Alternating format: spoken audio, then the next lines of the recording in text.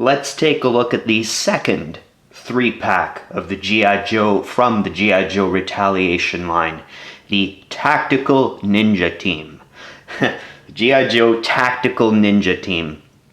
And I can't continue this review any further without addressing my feelings on the on Hasbro's continually dumbing down the with the names. Like, there's a lot of dumbing down with the names, unfortunately, but maybe I shouldn't really harp on that too much. I don't want to be negative, but you know, it's a minor gripe. You know, hey, as long as it's just the names that they dumb down, but the toys remain fantastic, hey, what the hell am I talking about? Why complain, you know? We can call them whatever the heck we want to call them. So, and Hasbro is determined to call everything that is... Everything in the line is a ninja, even if it's technically not a ninja. But anyway, I said I wasn't going to harp, and I'm not going to. Alright, so, but, you know, this 3-pack, you know, as much as I praised the Cobra Invasion Team pack, this pack is just as much worth your money as that other one. This one has, you know, let's run this down here. What do I think? I think in this pack, you're getting 2 really great figures. And one of them that's a good figure, but, you know, we've kind of seen it already. And we've seen it. It was quite a long time ago. So, you know, that kind of nulls the excitement, I suppose. The first one, that is, of course, Snake Eyes. So he is the Pursuit of Cobra. Originally, he came out way back in the Pursuit of Cobra line. But, you know, it's a fantastic mold, and it has not aged one bit, you know. Or I should say, it has aged really well, and I think it'll continue to age really well. You know, it's an excellent Snake Eyes mold, incredible Snake Eyes mold, and... yeah, I almost think I could say that it is the equivalent of what that in the previous 3-pack review that I did, the Firefly figure in that pack. This would kind of be the equivalent of that. This is kind of like the definitive Snake Eyes, and like that Firefly, I think Hasbro is going to have a devil of a time trying to outdo themselves when it comes to this mold. It's that perfect. But it's a little different. Besides this web gear that I'll get to really shortly, what am I getting at here? So it's very close to the Pursuit of Cobra figure, is what I was trying to say, I believe, except for it has some minor differences. If you were to see it in person, you'd notice that this one does not have very much paint apps. The original Pursuit of Cobra one, for those who aren't familiar, it had a lot of gloss black paint mold done with the gloves and what have you. It kind of brought out a little more detail. This one is just more of a flat, more of a matte black.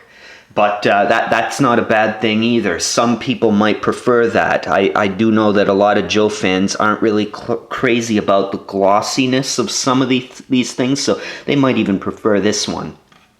It's got the Arashikage emblem on his arm. I believe it's tempoed on a little bit bigger than the last time in the Pursuit of Cobra version. So anyway, now onto that web gear.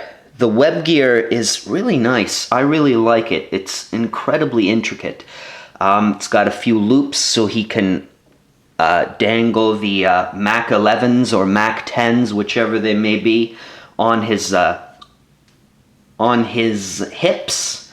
So it's really cool, and it's got a lot of daggers sheathed in there. It's got a few little throwing stars on the shoulder, and this web gear is held back from a canceled figure. It was a Jungle Assault Storm Shadow, I believe. So it's a web gear that Hasbro's had in the bank for a long, long time, and they finally They finally used it, and to tell you the truth, I've seen pictures of that jungle assault, that proposed jungle assault Storm Shadow, and in my opinion, I think this web gear is much better suited for Snake Eyes. It's just my opinion. But anyway, that's about it. That's Snake. Oh, and one other thing I'll say about Snake here is he is practically an accessory pack with a figure included. It's amazing. Comes with everything you see here. So he's got a silencer and an auto pistol. He's got a knife sheathed in there. He's got the 2 Mac 10s or Mac 11s. He's got 2 katana blades. He's got a little backpack that you can sheathe the 2 katana blades into. He's got 2 takages, which are these little claws here. And he's got 2 saber claws, I believe they call them. They're just really long claws. But anyway, yeah, he's loaded. So anyway, next figure here is Sergeant Airborne. So he's really, really nice. His mold is all new. It's pretty much all new. So it's, you know, and I've seen pictures on yojo.com. You can go to that site and you can view pictures of this figure with his paragear stripped off of him. And the mold is incredibly nice. I'm really considering, I'd almost be tempted to get another one so I can kind of strip him down and kind of like mix and match, make my own kind of character out of him.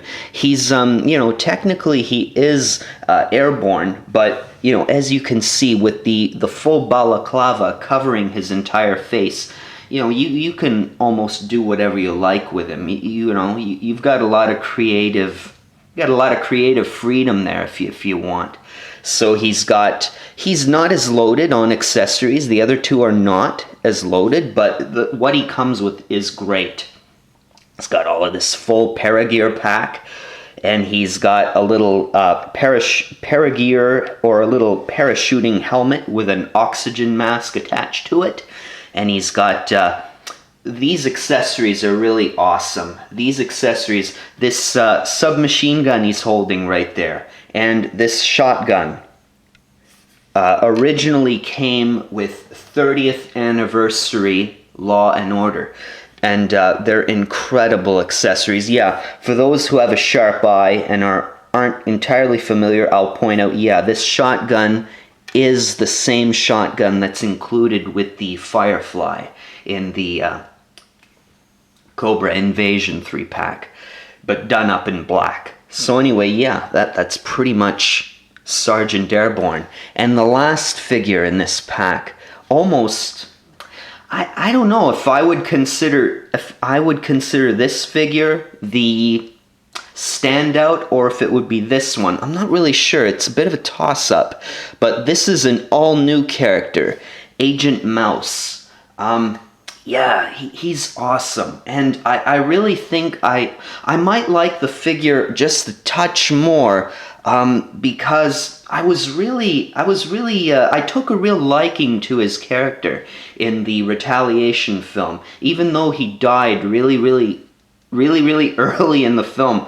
But he just made an impact. I really liked his whole gimmick with the tracer rounds in his weapons, and it was really neat. I really liked it. But anyway, we're talking about the figure here. So the figure is it's based off of the Retaliation Wave 1 G.I. Joe Trooper. But it's got a new tactical vest, a new helmet, new head, of course, and the weapons are reused as well from the G.I. Joe Trooper, I believe. Yeah, actually they are. But they're done up in a dark mustard yellow. Now, a lot of people don't like this. Actually, I've never talked to a Joe fan who is actually okay with this. Everybody I know of is saying, you know, they're going to rip open the pack and they're going to take these accessories and toss them in a bin somewhere. Here's the assault rifle. So as you can see, they're done up in a nice... I really like it, though. It's a dark mustard yellow.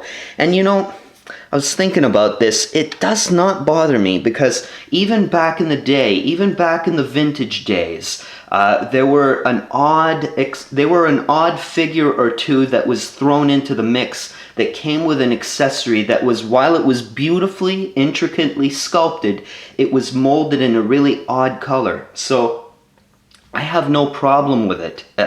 Sprinkled in here and there with a figure or two, I have no problem with it. So that's about it, fellas. Yeah, hope you all enjoyed this little look at the G.I. Joe Retaliation Tactical Ninja Team. So yeah, just like the Cobra 3-pack, this one is pretty much it's worth the dough, it's worth the money, it's worth the pickup. So take care of yourselves, everybody. And I'll talk to you all again very, very soon in the very, very near future. Bye for now.